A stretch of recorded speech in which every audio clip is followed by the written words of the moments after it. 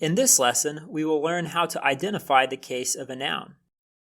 The case of a noun is indicated by the ending. Noun endings follow one of three patterns called declensions. In this lesson, we will introduce the first declension. Nouns that follow the first declension are typically feminine. Here is an example: graphe.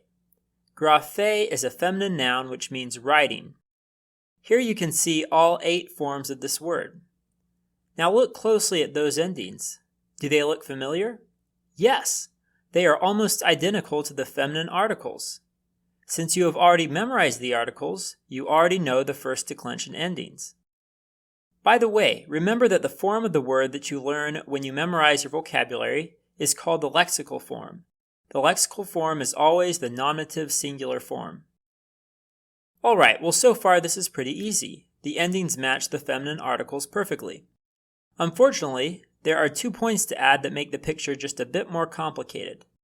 First, the singular forms of the first declension will sometimes have an alpha instead of an eta. Here is an example. Aletheia is a feminine noun which means truth. While graphe and aletheia have identical endings in the plural, they have slightly different endings in the singular. In the singular, graphe uses the vowel eta, while aletheia uses the vowel alpha. Note that this means that the genitive singular form of aletheia is identical to the accusative plural form.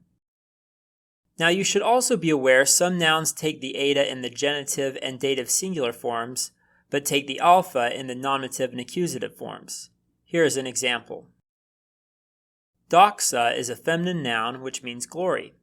Note that the nominative and accusative singular endings take the alpha, while the genitive and dative singular endings take the eta. Now I said before that first declension nouns are typically feminine.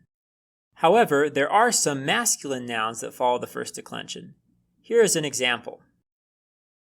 Mathetes is a masculine noun which means disciple.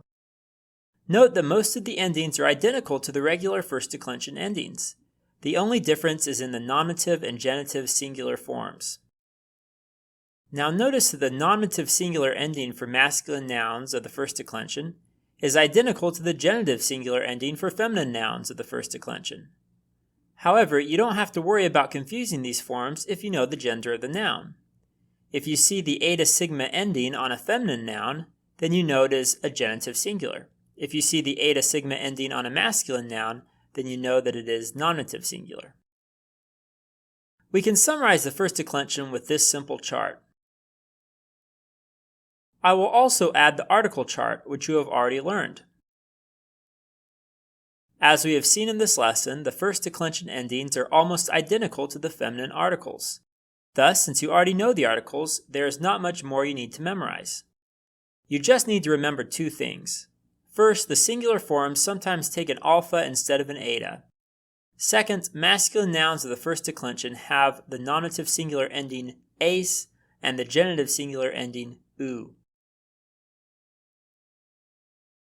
Alright, well that concludes this lesson, so go ahead and learn the content by taking the quiz.